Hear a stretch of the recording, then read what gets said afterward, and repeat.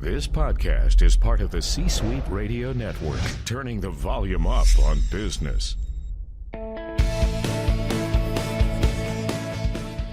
Welcome to the Business Power Hour, hosted by Deb Creer.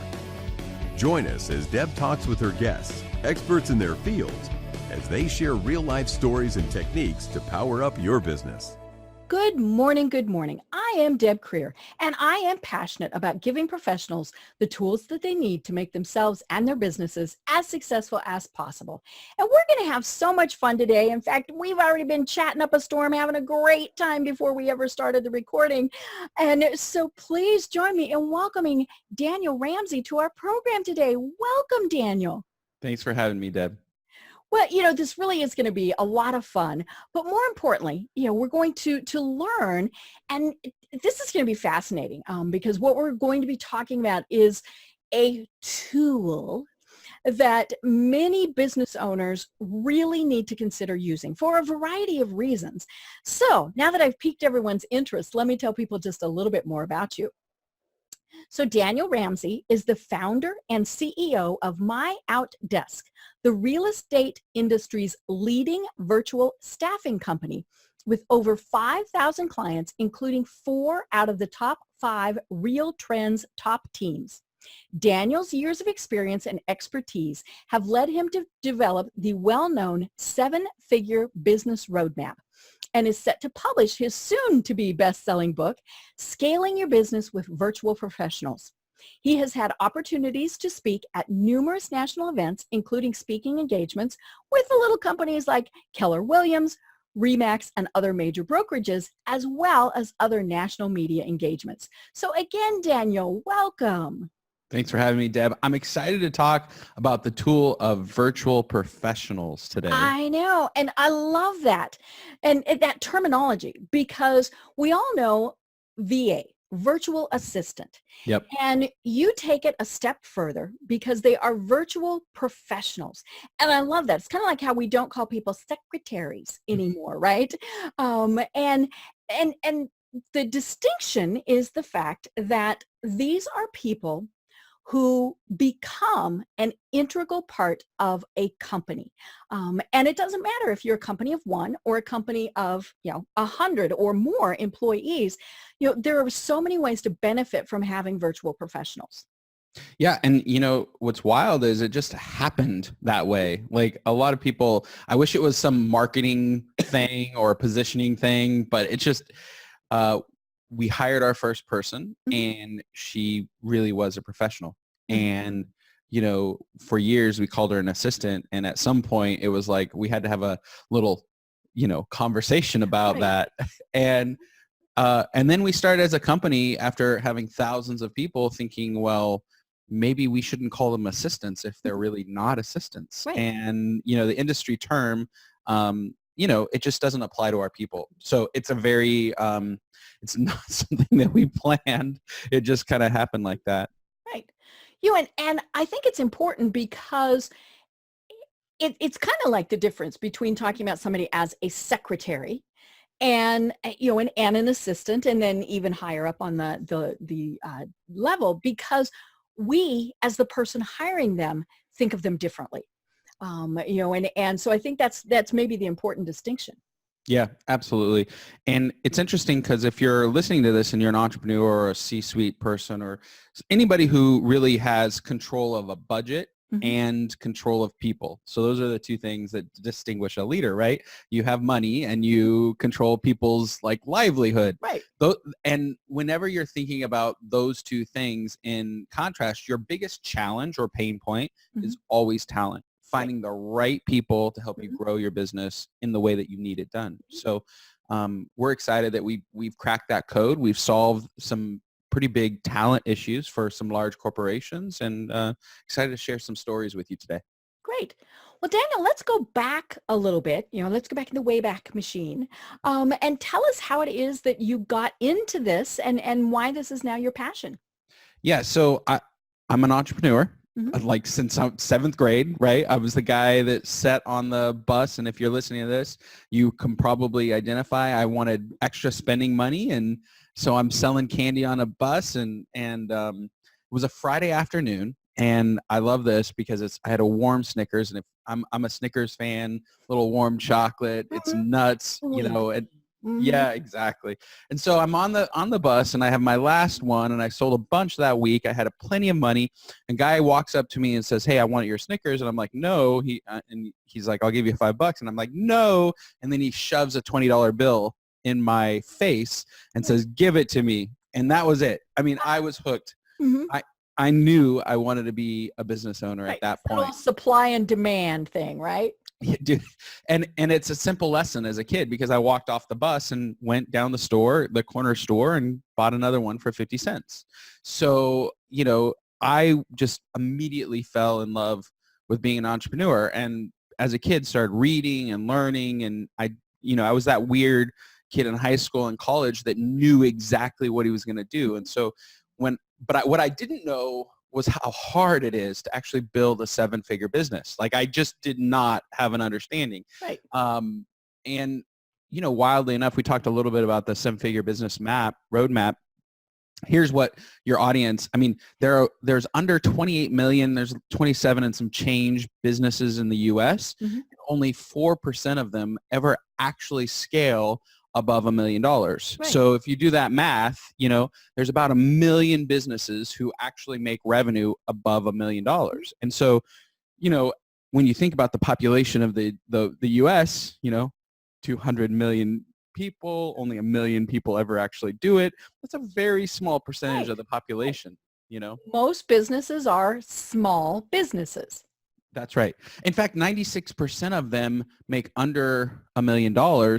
And of that, 60% report to the IRS that they made no money, meaning their revenues match their expenses, and maybe that's a tax thing for the majority of them. But if you think about 60% of all businesses out there tell the IRS they made nada. It's just a crazy number, And it's interesting because, small business, it's one of those definitions that is so varied. I mean, it really can be the one person who's maybe, doing a very small thing that they do, to, a team of people, to companies that really are pretty large, but because they don't make that money threshold, they're still considered a small business. Well, we've broken that down for everybody, and as we kind of go along, we're going to give away a copy of our book, Scaling with Virtual Professionals. And inside that book, we've broken down the different stages to, going from I just started, I'm a solopreneur, to I have a really big, large, multi-million-dollar business. And, that 0 to 1 million is one stage, 1 million to 10 million is another stage. That's even harder. I mean, so the first stage, 96% of people never get over $1 million. Now, 4% get to 1 million, about 1 million people. But between 1 million and 10 million, only 112,000 businesses exist in the US who ever actually get over to that. Wow. And so as you start thinking about what are the things that matter, that basically is what this conversation is about. So you can go from being a small business to a medium-sized business to one day employing thousands of people and really, impacting the world. Right. And it was interesting when I was reading your book, because I have an advanced copy. And one of the things that I was thinking was, there are many businesses that don't want to be a 7-figure business for whatever reason, and that's okay. I mean, they don't want to scale up. They are truly a one-person shop. They're only doing this part-time, all of those various things. But the principles that we talk about are, there for anybody. It's all about, in many cases, freeing you as the owner, the CEO, freeing you up to be doing what it is that you need to be doing. And it's what we, I would hope we'd be calling the fun part. Because there's so many other things. There's the things that we do as a business owner. We're like, ugh, have to invoice today. Oh my Yes. God, I have to do this. I have to deal with hiring issues, all sorts of things like that. And our passion is doing something else. And, and so, right, if you just have one person, you still have those issues, and I want to talk about something, and this was, I was reading your book, and I just thought this was the coolest concept in the world. Part of it is figuring out what are the tasks that we do that we could pass off to somebody else that are kind of those busy work type of things. And it's the sticky note concept. Tell us a little bit more about that. I just thought that was very good. Yeah, it's my favorite thing. If you're listening, big shout out to one of our clients, Lisa. One of the coolest things, we've had 5,000 clients, been in business 12 years. And what happens when somebody comes on board is we do an interview with them, much like this interview. What are your goals? What would you like to accomplish? And to your earlier point, sometimes people come in and they're like, look, I don't want to grow revenue. I want to protect revenue. Right. Other times people are like, look, I'd like to shave 10 hours a week off my work week so I can go back to the gym or spend time with my family or invest in this other project. We have one client who he wants very badly, he wants to produce his own movie. So, Wow. So we're helping him get out of the day-to-day so we can go and kind of pursue this passion project. And he's one of those rare folks that have gone over $10 million in revenue. But our clients come in, we do a consultation, we find out what their goals are, we find out who's on their team, we find out exactly what systems they're in, like IT systems to operate their business, and then what the processes are inside those businesses. And one of our clients, Lisa, came in and said, oh, have you ever heard of the sticky challenge? I'm like, absolutely not. I have no idea what the sticky challenge is. And she breaks this down. And it's a fun, easy way to really do an analysis of your day. It's a time and task analysis. And all the large Accenture, IBM, all the large companies, they do this when they're trying to revamp or reorganize a company. They'll ask their people to, do a time and task analysis. How long does it take you to do this task? What systems are you in? So all you do, if you're listening right now, I'll give you the how and then we'll give you the why. But the how is really easy. You just take stickies and you follow yourself around all day long. And you write down what you're doing and whether it's dollar productive activity or non-dollar productive activity. And it's a very simple thing. As an entrepreneur, as a business owner, I don't know about your audience, Deb, but I love talking. I love meeting people. I loved meeting you earlier. That's what gives me energy. That's what gives me juice. But like you, I hate invoicing. I don't want to do the books. I definitely don't want to, put a new process together. That's just not that's not my special skill. That's not Other people think it's fun. We don't. I don't at all. Dollar productive is interacting with your clients, making sales, networking, making partnerships, discovering new products or new opportunities in the sales funnel, marketing. These things are the things that grow revenue for a business owner.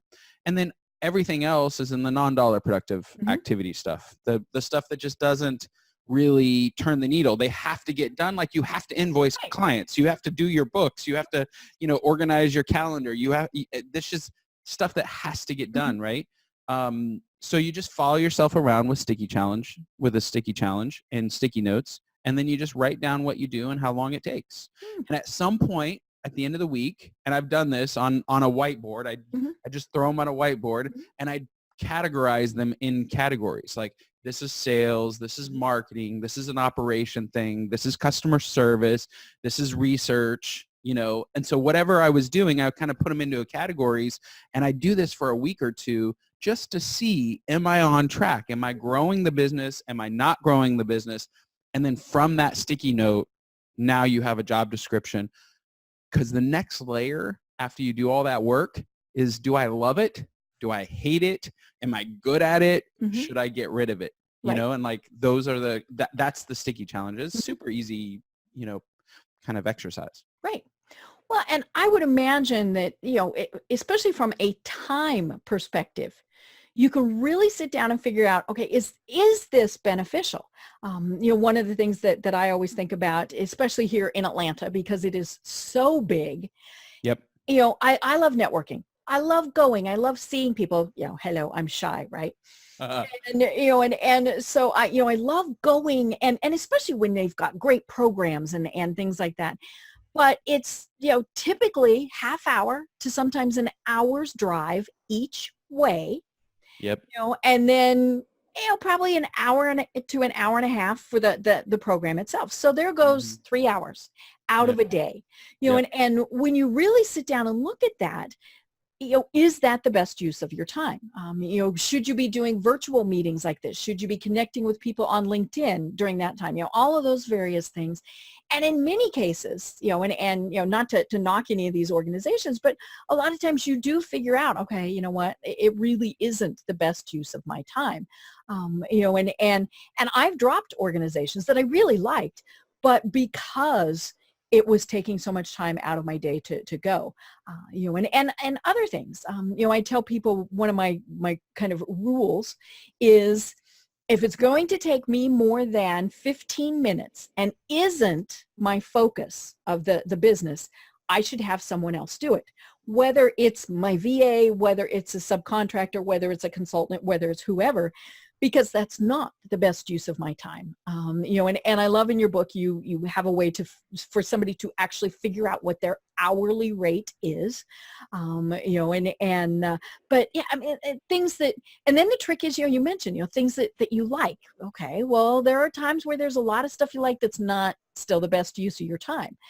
WordPress, great example. I love playing on my website, tinkering, doing this, doing that. And I've got 4 sites.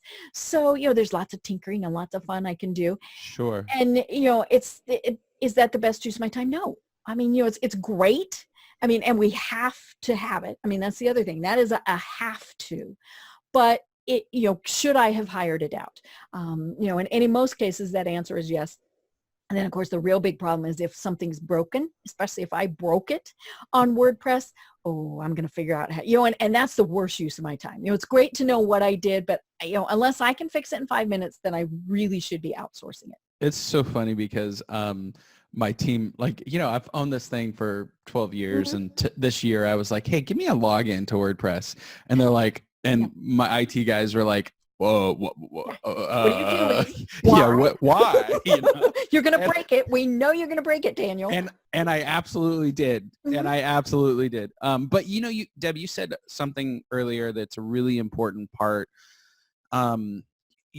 What we're talking about, doing these exercises like the sticky challenge and then finding out your hourly rate for entrepreneurs, they're like, well, I don't trade time for money. But the reality is you still have a time effort. You still have a time, there's an amount of day or month or week or year that you spend in this endeavor that you love and are passionate about. So I think it's a really important point to start measuring what your impact is. And so a simple process is just go to your tax return, look at your Schedule C, take the total dollars that you've earned, that you're paying taxes on, right? You divide that by your work week, your work hours, and the number of weeks in the month or in the year, 52. And now you know what your hourly rate is. And the reason this is such an important thing, Deb, and you alluded to it before, is, look, many of us entrepreneurs, we don't cut our own grass. We might not clean our own home. We might not, I send a lot of clothes out to get dry cleaned. There's a reason I do that. I don't wash my own car. It's because if I spend an hour working on the business, I'm worth thousands versus an hour washing my car. And so that kind of know exactly what you're worth can help you make decisions around hiring people. And there's an important point here, because our clients last year, they've told us just last year, we've saved them $55 million. Wow. And we did a survey out. We asked them to just kind of, what would it cost to hire somebody doing this, what that our virtual professional is actually doing in your local market? What would it cost to hire somebody? And what's the delta between what you pay us and what a market rate would be? And they responded back to us that it's $55 million. And here's why. It's because they've mastered their time. They know that if they're prospecting, if they're networking, and if they're working on their business to grow it, they're worth thousands of dollars an hour and paying us, $10 an hour makes a lot of sense, Right. So that's kind of the culmination of the whole sticky challenge is know your hourly rate, know what you're great at. Hopefully you love it and you're passionate about it. I mean, we talk to entrepreneurs all the time who aren't. Mhm. And then those are very different conversations because in those instances we're like, okay, you don't like the business, you're making good money and you just don't want to have to work in it. Great. We can save you money. We can get you some people and you can stop doing some of the stuff that you hate. And maybe that'll reignite some passion Right. for the business. And I think it is those things that we don't like to do that in many cases why we end up, with the business not being successful. That's right. Because like, I just can't do it anymore. I don't like it. And let's be honest, we go into business for ourselves because we have that passion, we have that widget, that product, that service, that whatever that we think is the greatest thing in the world. But doing all of the daily tasks is where we lose that passion. Yeah, so our business, I love where we're going with this conversation because if you're listening and you're kind of the origin story for MyOutDesk, and if you're listening, or watching, yes. Well, hopefully you're watching because Deb is wonderful on camera. Here's the thing. I'm on my honeymoon, and this was in the book. Mm-hmm. I'm on my honeymoon. I'm in Guatemala, so I'm in the rainforest in the trees. There's monkeys all over. We're in a Francis Ford Coppola resort. So if these are fancy, swanky, weirdo resorts. This one happened to be in the trees. Oh. So we're in the trees. And you have a beautiful bride. Yes, my wife is there. My newly minted wife, Yes, Yes. As an entrepreneur, I was at the bar at 1 a.m. working on the business. Right. And what happened in that moment, the bartender starts making fun of me in Spanish. Now, I'm a California boy, so I understand a little bit of Spanish. Pick out that you're being made fun of. Mm-hmm. Yes, and I actually know the word. And I'm like, wait a minute. And he snaps a picture. He takes my phone, snaps a picture of me with a candle, a beer, and a laptop. And at that moment, I knew that, I knew a lot of things, but what really struck me is I was frustrated. I was in pain. I knew something had to shift and something had to change in my business because although I was making lots of money, I couldn't go on a simple vacation. You could not leave it. Right. Right. And at that moment, I'm like, that epiphany went off and I was like, oh crap, I built the wrong kind of business. I built a business that was reliant on me. And I don't know if you're familiar with Michael Gerber's E-Myth, but it's a book that's talks about small businesses and how to move to a large business and create systems and process, hire the right people, create like a kind of like a assembly line for your business, right? So that everybody knows what they're doing. Yeah. So when this happens, you do this, then this, then this. Yeah. Flow charts, all those good things. Flow charts, job descriptions, or like all of the things, and we're going to talk about some. Say again. Like a real business. Yes. Well, and that's what it was, is I was the crazy entrepreneur, hair on fire. My fingers were in every single pot, which meant everybody was reliant on me, which is a horrible place to be. I was making decisions for people rather than leading them. And, it wouldn't have worked without me. And I had tricked myself and fooled myself that I was important and that it mattered and, like all those things. So anyways, came back home from the honeymoon and I knew something had to change. And so I feverishly spent the next 2 years working to systematize my business and really make a change. And I didn't know, like, here's the other thing. If you're listening and you're like, oh, Daniel knows how to do this. I'm like, no, I had no idea. I just knew that pain that was my honeymoon had to end. Right. And I knew that if I had to be involved, if I had to have all my fingers in the cookie jar, that I was going to build something that wasn't sustainable, that really wasn't valuable. and I just didn't, that wasn't winning for me. And you were probably going to be divorced with a heart condition, right? And never, and you know, what's crazy is heart condition, like if you look at like you go to the doctor, I've been going to the same doctor 20 years, and every time you go in, they take your blood pressure and they take your weight, and then, you know, they do all these things, right? And it's very simple. You can see, and so one thing we don't talk about too much in our world is entrepreneurship is hard on the psyche. It's hard on the mind. I mean, it's hard on the body. It's hard on your relationships. And, you know, so anyhow, I was going to have a heart condition if I didn't change something, you know? Yeah. You know, and there's, you know, several things in here to address, because when we start our business, you know, like I said, we you know, we've got this passion. We think this is great. But one of the biggest things, and you said this in your book, and this is definitely true for me, I'm the only one who can do it, or at least get it done right. You know, and you know, you mentioned that your fingers were everywhere, and it wasn't that you didn't trust the people that were working for you, because they wouldn't have been working for you if you didn't. In fact, they still are here. They're still with us. You know, they're great people. Yeah. You know, but they don't need to be micromanaged. You know, and I think that is one of the hard things as, you know, the big boss. And again, whether you've got, you know, 2,000 employees or two that, you know, subcontracted, whatever it is, we don't have to be in control all the time. I mean, and that's one of the key parts of this is when we set it up correctly, we're not. You know, we have empowered the people. We trust the people. And now that doesn't mean that we're not checking in with them and we're not getting updates and things like that, but we're not reading every email that goes out. We're not, you know, and we're not saying copy me on every email. Oh, I like those people. I'm like, okay, wait a minute. What?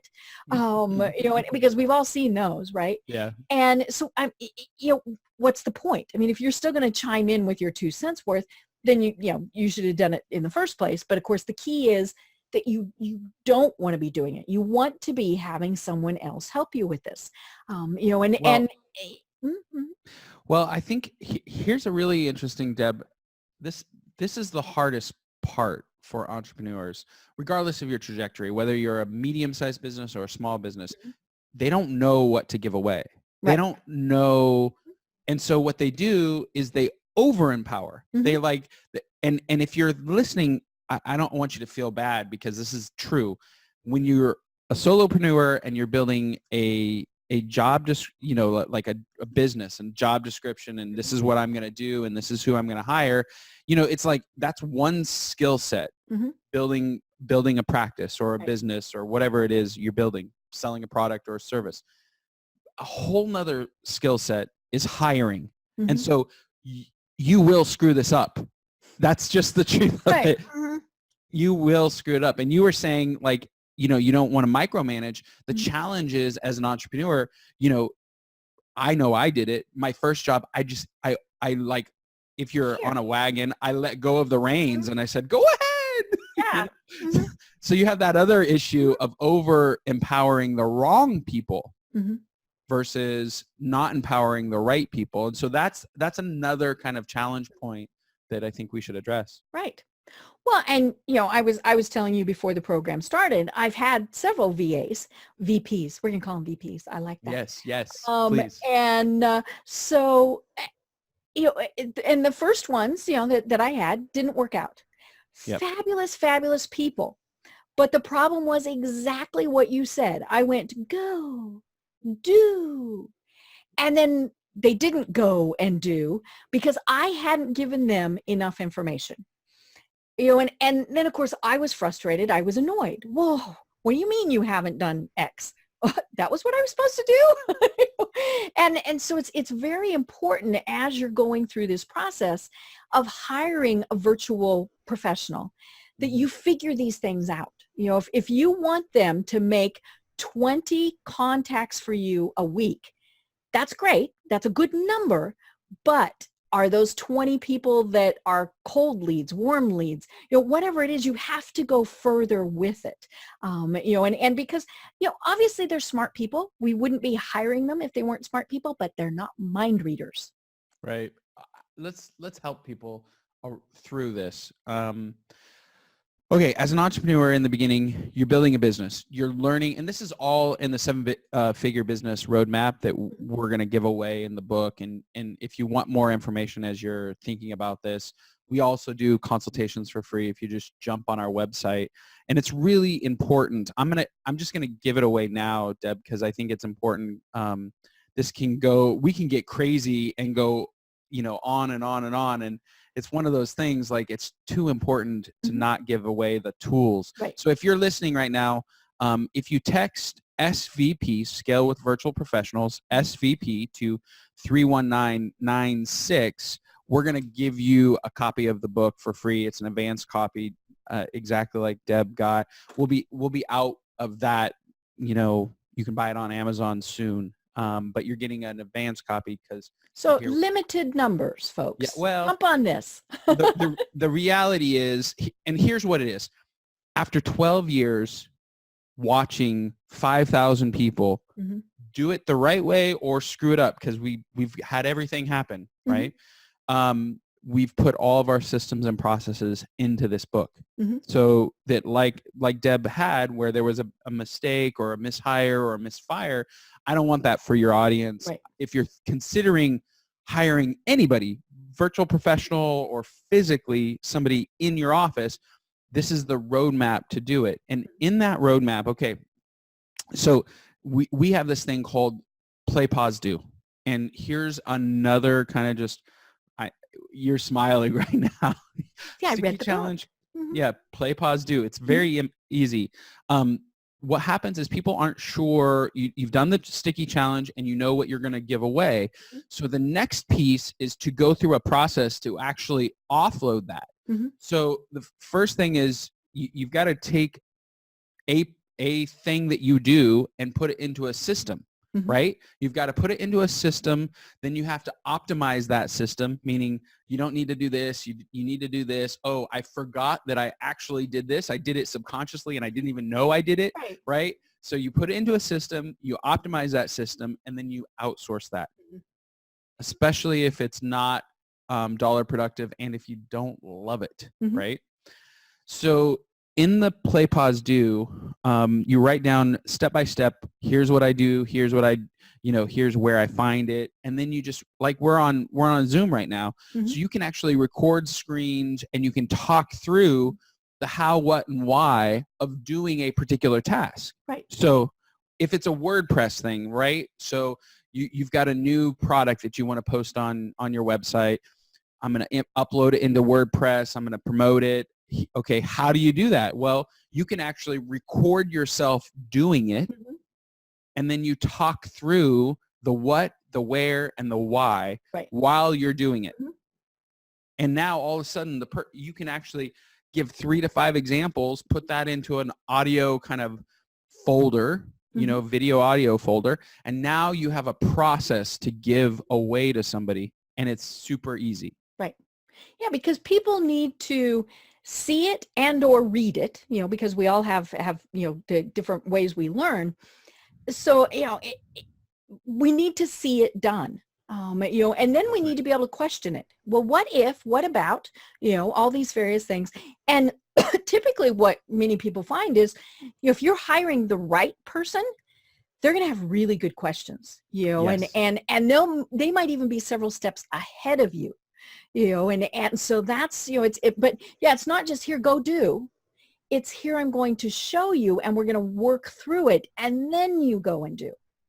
Well, yeah. And the military has this, you have to have one to give one. I mean, they have a very simple, in the military, they don't promote people into leadership roles for positions that those people have never done. They just, you rise through the ranks, regardless of who you are or what your status is. You have to show performance, excel, and then you get a promotion to the next level. And entrepreneurship, for some reason, we don't think about that. We don't like, well, I'm going to tap my cousin on the shoulder, or my wife, or my sister's boyfriend, or whatever it is, because it represents the easy button. But what I'm here to tell you, because I've made this mistake like time and time and time again, is the process that you have to go through for hiring talent.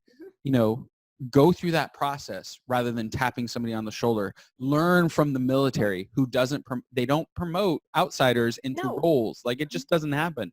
So I think that's a really big talent point, Right.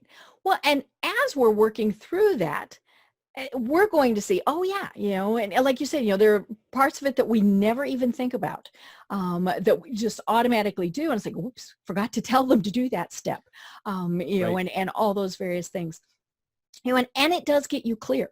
My producer, Kim, she's not the first producer that I've had for this podcast, but she is the first one that I sat down and wrote the steps out, had email templates, here's what you send, here's when you send it, here's all those things. Yep. And, so I gave her the tools to be successful, but then I told her, okay, as you're working with these people, feel free to change it and personalize it and work it as your own. And she has done that, because it's like, okay, well, it doesn't work if I do this 3 days in advance, but if I do it the day of, and all these various things. So she took the foundation that I had and built on it. Right. Well, it's wild too, as an entrepreneur, asked me to build a system, and I'm like, I want to Right. I just don't want to do it. Mm-hmm. I don't want to do it. So, something very simple, like I'll pull a Google Doc out and then just brain dump on it. Mm-hmm. And then I'll put together a video, and then I'll just do it, do the task. Because that's, it's kind of, I learned by doing. A lot of entrepreneurs are like that. So list it out on a Google Doc, do a video doing it, talking through the how and what, refine the Google Doc, hand the video and the documentation over to the person, have them review it, and then you have to have a meeting and talk about it. And then you have to, this is again, this is another, we call it the learning framework, but it's a very simple thing. So what you want to do is document the thing, look for ways to automate it, and then outsource it, right? So you're going to document the process, try to automate as much as you possibly can, and then you try to outsource the rest. Once you have that, you are basically, you've given them a document. Now you have to watch them doing it. Like, I'll put together a Zoom and then say, okay, now it's your turn. In your example, Kim, we're going to invite our first guest together. Let's go through the process, and I'm just going to let you learn by doing, right? So she watched me. Now you're practicing together. Then you're going to watch her do one. And then for her to get mastery, she actually has to teach somebody else. So at some point, if this leverage thing is working for you, Kim gets a virtual professional for herself, and then she gets elevated to the next level of maybe, whatever that next level is for your business, right? But this is the process of gaining mastery, and it's a thing that, had I had that 15 years ago when I was starting businesses, life would have been better. So hopefully, if you're listening, you can use these things to not screw it up. Because, the cost of a bad hire, Deb, it can be 6 months thousands. It can be 6 months of their salary, maybe 2 years. I've had a guy that I had to let go who, big salary guy, it was hundreds of thousands because I didn't follow this process, and so. Oh, the good news is, if you're listening right now, I'm telling you stuff that I screwed up. Well, and that's how we learn, right? And I think that's the important thing, especially for people just starting out or just thinking about, doing this. So like I said, maybe they've reached that stage where they're ready to go to the next level. Part of being a small business owner or an entrepreneur is you feel very isolated. You feel like there's nobody out there. And so when we hear how somebody else messed up, we're like, oh, okay. I don't feel quite so bad about all of this. You know, what's interesting too is this message, it might not be the right time for you. You might be listening and be like, hey, Deb's amazing. I like Daniel. I'm going to listen to this whole thing, but just file it back in your mind because at some point you might actually need to hire somebody or you might be looking for talent. I've got a good friend of ours, Nolly Williams. He's also a story that we told in the book. He's a coach, author, speaker, trainer. This guy's a road warrior. He's on the road 2 to 300 days a year. He lives in Austin in Texas. And we were hanging out with him maybe 5-6 years ago. And he's a good friend of mine. I've known him for more than 10 years. His wife and him have stayed at my house. And we're talking about he has a technology platform. And we're talking about it. And he was like, you know what, Daniel, I think I've got to shut it down. You know, I've got to invest like $500,000 into renovating the software because I built it before, you know, I built it like 7-8 years ago and now there's new technology. So it's not quite up to, you know, speed. I got to invest in it. And plus I'm having a challenge. I just let go of the third person to run this platform for me. And he's like, I get him on and after a year or two, you know, I lose him. And so we were talking and I was like, dude, I'm sure I can find you somebody. Like, I think I can help you. I can save this business. Cause he was literally going to just shut it down and walk away from hundreds of thousands of, you know, like lots of money, right? Lots of money. And so we found him a guy named Chris and Chris has been with us for almost 5 years. He's worked with Nolly this whole time. And he's owned the responsibility of like sales and customer service for the technology platform for Nolly. And now Nolly has hired more people. He's invested in the thing. I asked him, so what was that whole experience like? And he's like, Daniel, we're 3X where we were before. And it's because I hired Chris. And Chris treats this business like it's his own. And I finally have a partner in this. And, you know, and it's a small technology firm. But here's the kicker. Like he just needed talent. Right now, you know, unemployment's at a historic low. Finding talent is a big challenge. I mean, you think about all the steps you have to do. You have to write a job description. Then you have to write an advertisement for that job description because that's different. Then you have to pay the couple $100 to put it on the platforms. Then you get 300 applicants who just in 10 minutes. yeah. Well, and they all worked at McDonald's or, you know, at a cleaners or, you know, like, or they're an extremely high level and they got downsized and you're like, whoa. Yeah. And so, and here you are, you're like, I need a salesperson. You know, I need somebody to call and prospect for me and answer the phones. And while I'm out meeting clients, I got to have somebody on the phones and being a mouthpiece for my business. And this person that worked at, you know, Kentucky Fried Chicken isn't going to work. Right. So you get 300 applicants to find the 10 or so that are good. So that takes hours upon hours. Then you have to do a phone screen. Then you have to invite them for coffee or into the office or meet them somewhere for 2 to 4 hours. Then you pick your 1 or 2 applicants that you want to hire, and then you have to make them an offer. And then you cross your fingers because you want them. And they're really good talent, and then they may or may not accept the offer, you know, and because they're probably interviewing with other people too. Right.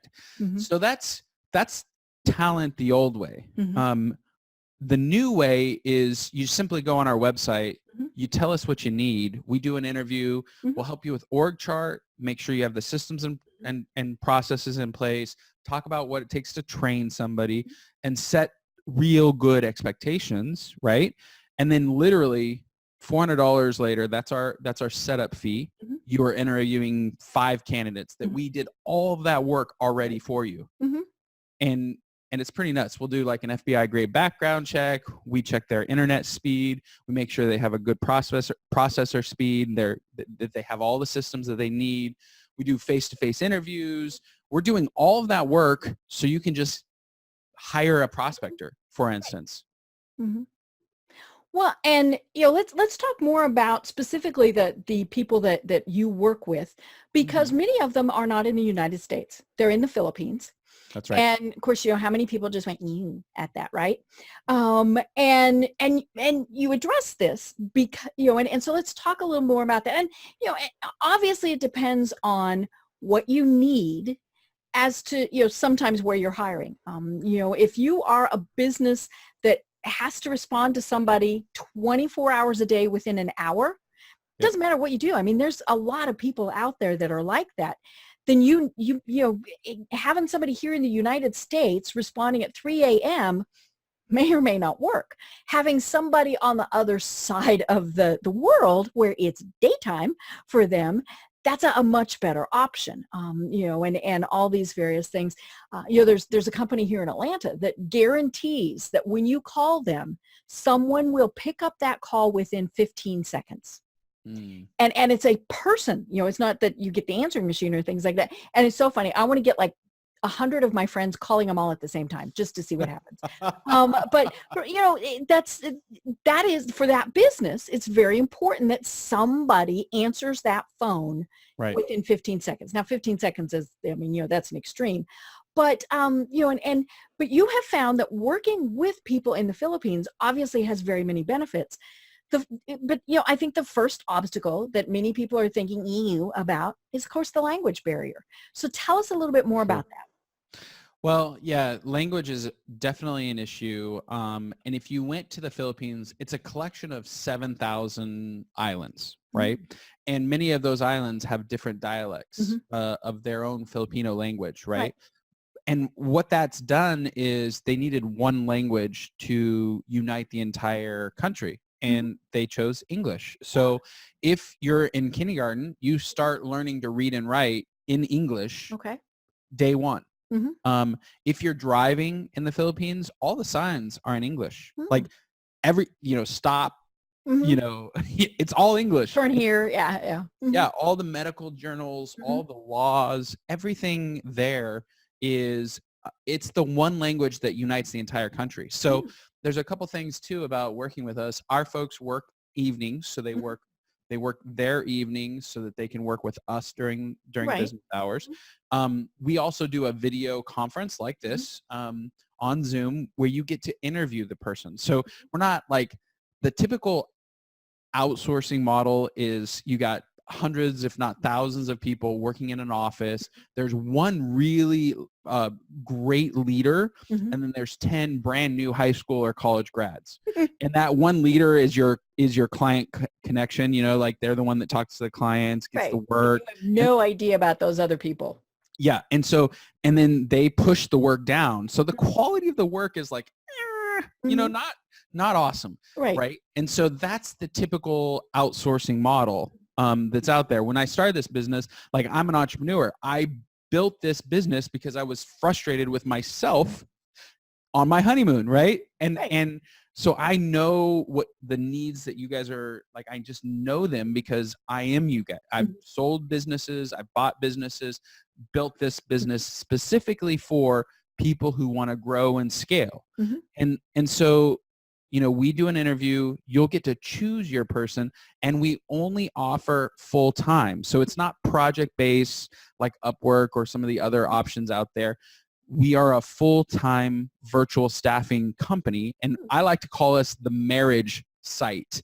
If you own a business and you need talent and you need it fast, and it could be varied too. We serve people in sales, in marketing, and in administrative tasks. So those are the three main components of every single business out there. We know that, and we only hire professionals, people who have experience doing those sales jobs. You need a prospector, we'll get you a prospector. You need an administrative assistant who can coordinate your schedule, do projects, manage stuff. Guess what? We're going to find somebody who lives, breathes, dies, eats, sleeps being an admin, and they love it. So they're going to just simply come and love it for your business. So those are some of the things. Once in a while, one of my favorite, I had a long-term, his name was Sean. He's in here in Sacramento. And he was I'm never going to outsource guy. I love this story because, Sean, I talked to him and I'm like, what are you up to, dude? And he's like, oh, I'm playing tennis. Deb, he's playing tennis. And I've said, oh, really? So Yeah. what kind of shoes are you wearing? And he goes, actually, I'm wearing my work boots because I couldn't find any tennis shoes that were actually American made. He's like, I'm like, and he's like, I'm like, what are you talking about? He goes, well, I'm not really a big fan of outsourcing. I really like to buy American made things, but the last shoe company for tennis shoes just left the United States.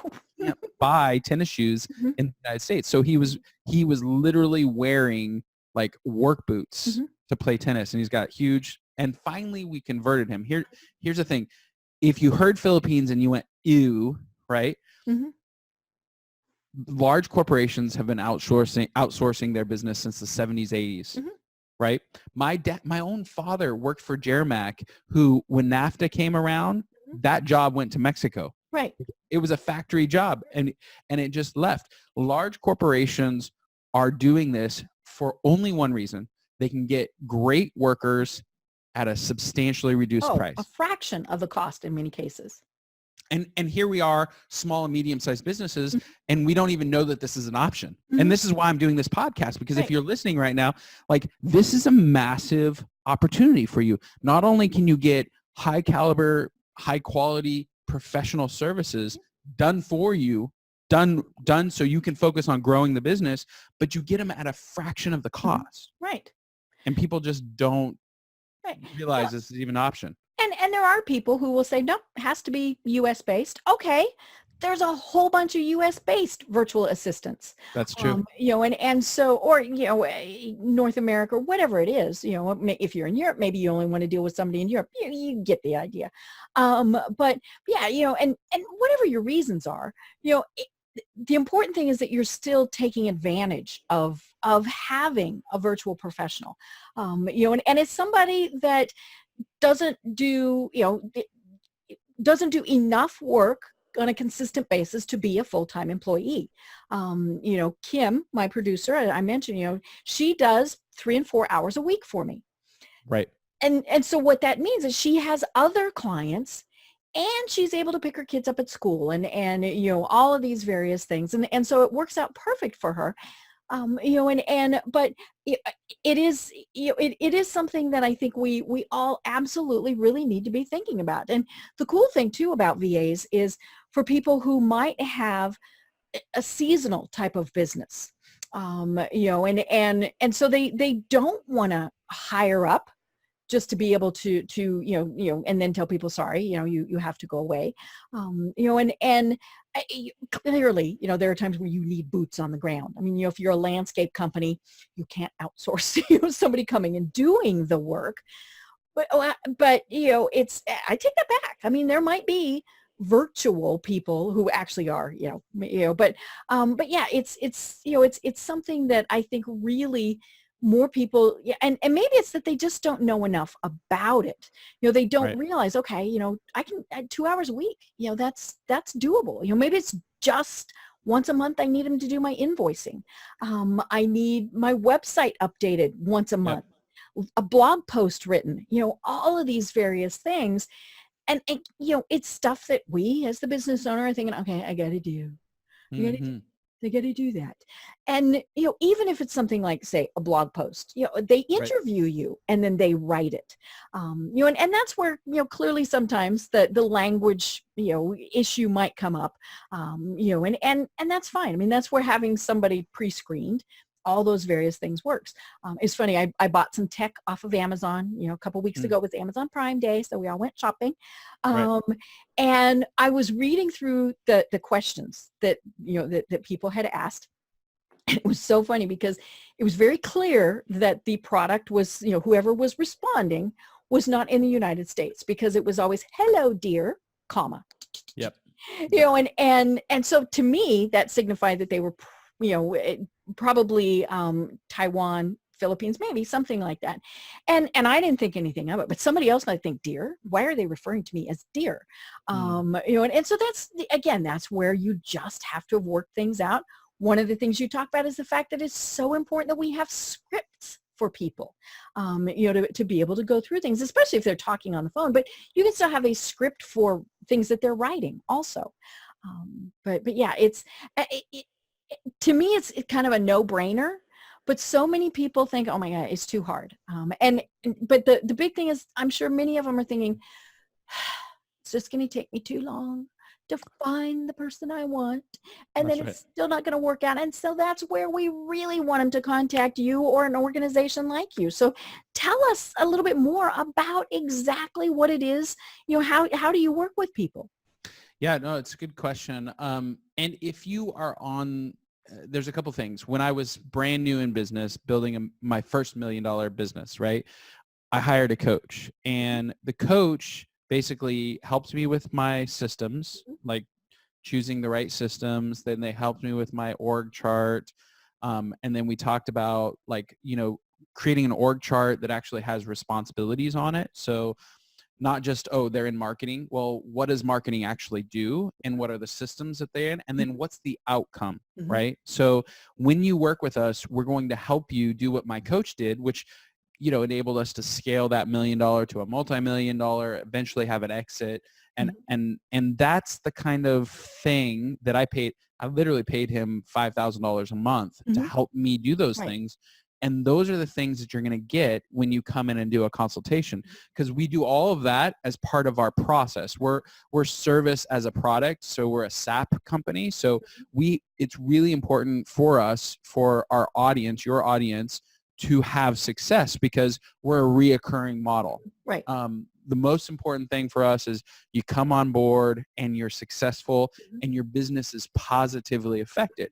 We're the only virtual staffing company out there that has over 200 5-star reviews. Wow. 5-star reviews. And so when you come to us, we're going to do job descriptions. We're going to make sure your org chart is right. We're going to talk through like the systems that you have.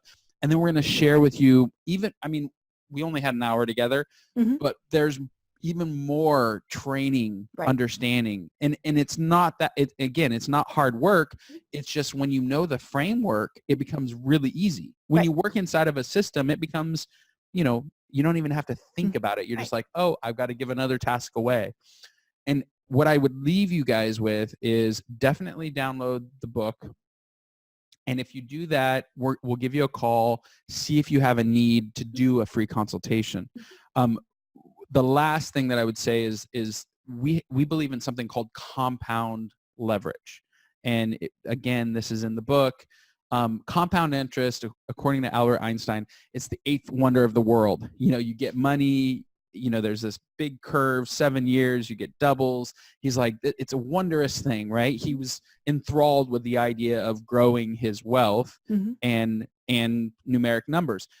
I'm excited about having people live amazing lives, have great businesses that are super profitable, and really kind of going out and impacting the world. Right. So the way we do that is compound leverage. If you give a task away and let's say it takes you an hour to do a thing, a product launch or a webinar or whatever it is, and you give that task away, that means you get that hour back of your life for the rest of your career.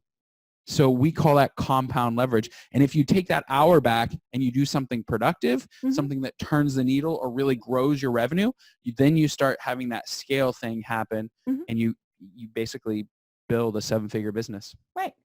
Well, or it could be, an hour back for personal, maybe it's that hour that you go work out, that hour that you spend with your kids, all of those various things. I always joke and tell people, as an entrepreneur, we work 28 hours a day. And once in a while people don't catch that. Yeah.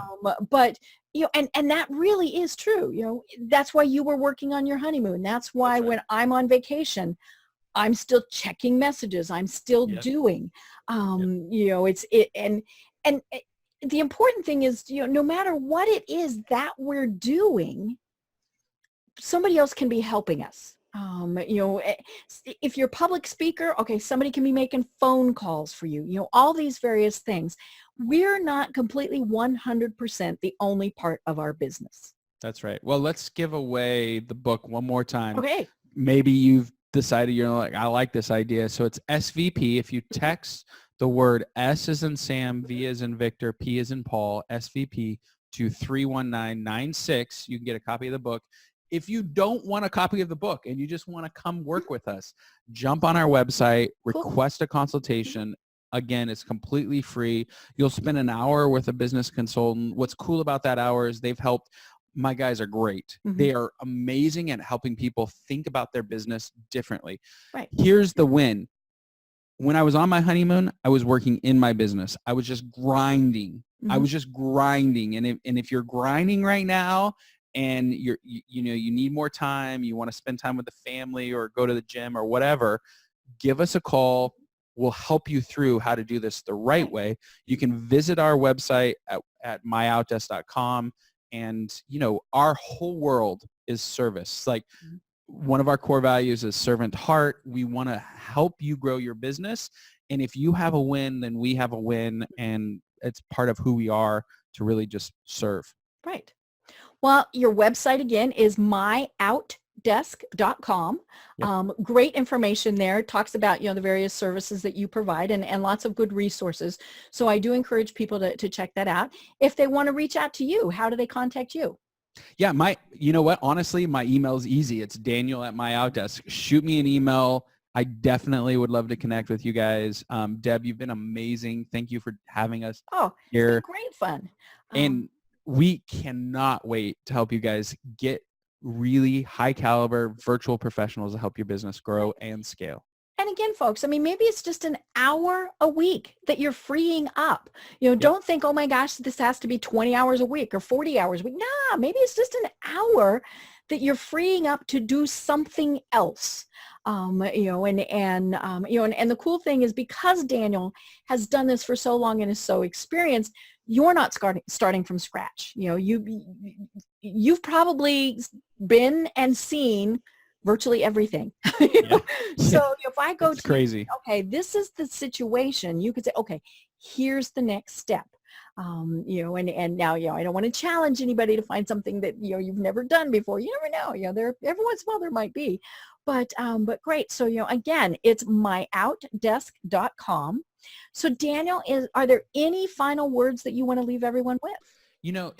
Here's the thing. If you think about this, if you're hung up, this soda, right? And it's not a soda, it's a LaCroix, sparkling lime water. But I'm drinking it right now.